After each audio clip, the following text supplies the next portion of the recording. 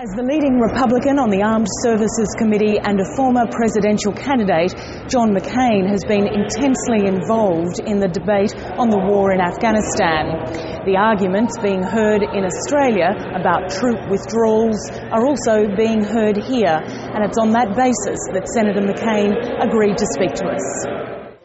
Senator McCain, thank you very much for joining us. The opinion polls in Australia seem to be following what we're seeing here in the US as well, that there's a sense that they want the troops home from Afghanistan sooner rather than later. Are you worried that the Allies are losing faith in this mission? I am. I'm concerned because it's clear and understandable that Americans and Australians are war-weary, number one, but also the economic situation, particularly here in the U.S., is such that spending $100 billion a year in Afghanistan is a very heavy burden.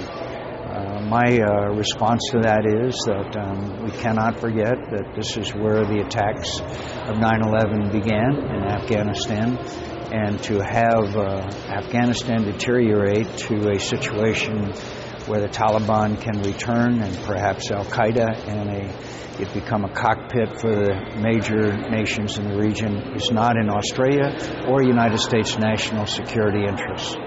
What do you say, though, to an Australian family who's sending off their sons and daughters to Afghanistan about why Australia is there?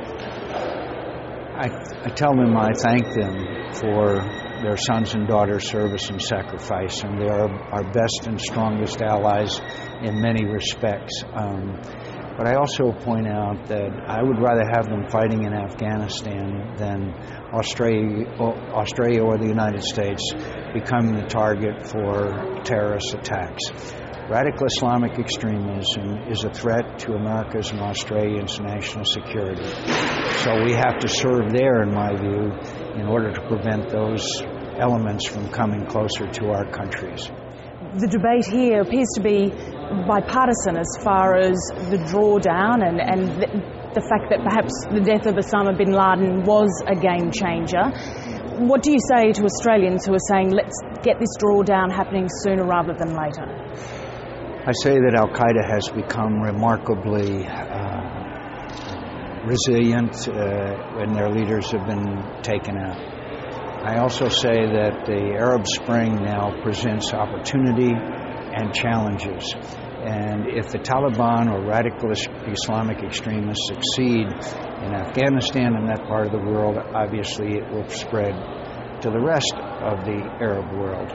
But I think it's important that we saw this movie once before in Iraq in the summer of 2007. The surge was working. It was not apparent to the American people and Congress, and we held fast, and we have succeeded in Iraq. This is a very similar situation. We are succeeding militarily on the ground in Afghanistan.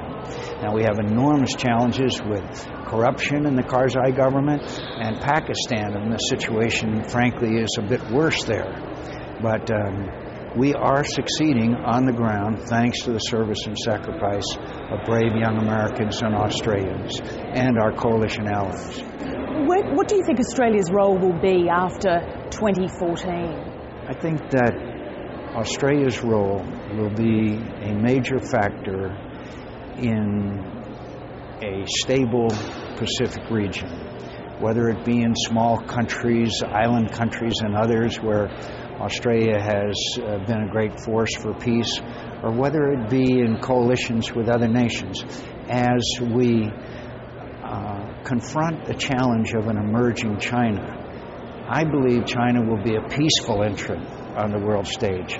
But the best way to ensure that is that nations in the region conduct joint exercises together, have coalitions together, and both economically and politically. I believe Australia will be a leader in the entire Pacific region. And what about in Afghanistan, though? Do you still see Australian troops being required there, perhaps in fairly large numbers? We've got 1,500 still there at the moment. I hope that they will be able to adhere to the 2014 date for our withdrawal. So you'd be concerned if there was talk of them being pulled out before then? I would be concerned about our ability to finish operations in eastern Afghanistan We have basically got southern Afghanistan under control.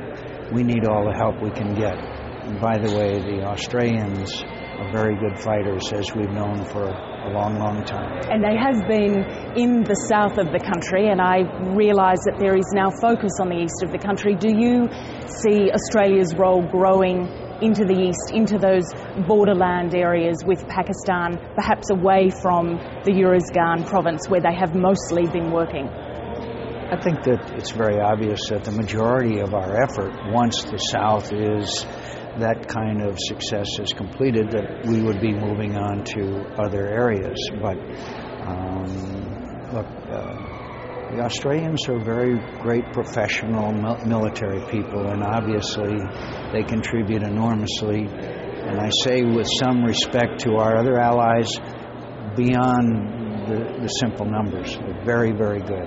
What is the ramifications for America to see this kind of debate going on in Australia? I mean, I realise there are 1,500 troops, much less than the Americans have in Afghanistan, but does that send echoes of worry through the US levels of power? I think in both countries this debate is taking place. I think it's healthy. I think that the more we know about it, the more I think we can persuade people that we have succeeded militarily and we need to finish the job, which is basically one more fighting season. But look, we live in democracies where people's voices are heard. And it's a job of people like me to try to point out the downside, the real costs we might incur in the future if we pull out of Afghanistan without completing the job, which I think we can with one more fighting season. And I understand that that's not popular. What is your view in regards to the American withdrawal? We'll soon be hearing what the decision might be. You've said previously you think it should be modest. What is that number? Well, I agree with Secretary Gates that it should be modest, and I think it should be support personnel rather than those who are actively engaged in counterinsurgency operations.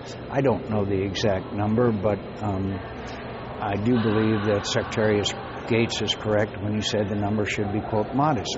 If it's too large, it sends a message to our friends, such as Australia and others, and the British and others, that there should be, quote, significant pullout too. I think that General Petraeus is one of the finest generals in American history. And General Petraeus believes we can get the job done, that we are getting it done in the southern part of Afghanistan, and we can complete the mission. Just as he said in Iraq, when the surge was under attack, that we could complete the mission there.